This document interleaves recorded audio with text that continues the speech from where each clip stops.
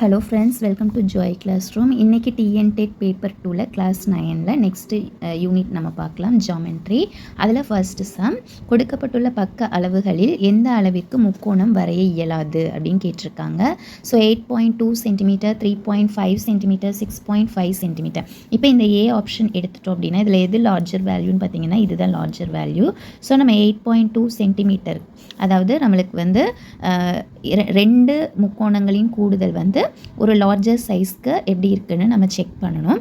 So larger சைஸை விட பெருசாக இருந்ததுன்னா நம்மளால் ட்ரையாங்கிள் வரைய முடியும்.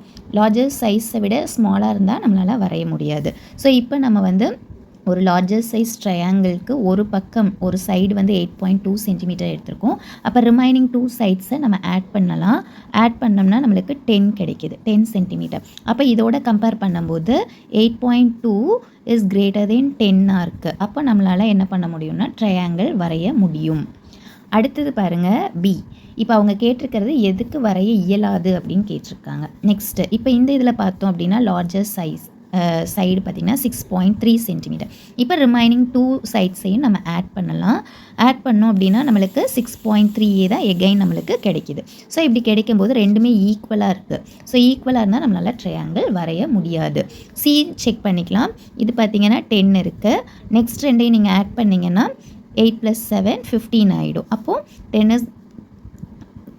10 இஸ் லெஸ் தென், இது 10 தான் லெஸ்ஸாக இருக்குது, தென் 15 வந்து கிரேட்டராக இருக்குது. ஸோ இந்த மாதிரி இருந்தாலும் நம்மளால் ட்ரையாங்கிள் வரைய முடியும். ஸோ இப்படி நம்ம செக் பண்ணோம்னா option B is the correct answer. So அதில் தான் நம்மளால் ட்ரையாங்கிள் வரைய முடியாது. நெக்ஸ்ட் கொஸ்டின், முக்கோணத்தின் வெளிக்கோணம் எந்த இரு கோணங்களின் கூடுதலுக்கு சமம்? வெளிக்கோணம், உள்ளெதிர் கோணங்கள், ஒன்றுவிட்ட கோணங்கள், உள்கோணங்கள். இப்போ நம்ம ஒரு ட்ரையாங்கிள் நம்ம வரைஞ்சிக்கலாம். இது வந்து ஏ பி சி.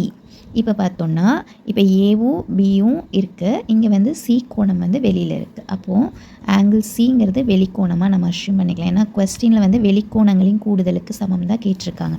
அப்போது ஆங்கிள் ஏவும் ஆங்கிள் பியும் பார்த்திங்க அப்படின்னா ரெண்டுமே உள்ளே இருக்கிற கோணங்கள், உள்கோணங்கள். ஸோ உள்கோணங்களில் எப்படி இருக்குன்னா ஆப்போசிட்ஸில் இருக்குது. ஸோ வெளிக்கோணம் வந்து எந்த இரு கோணங்களின் கூடுதலுக்கு சமம்னு கேட்டிருக்காங்க. உள்கோணங்கள்னு நம்ம எடுக்கக்கூடாது, உள்ளே இருக்கிறதுல எதிர்கோணங்கள். ஸோ ஆன்சர் வந்து உள் எதிர்கோணங்கள்.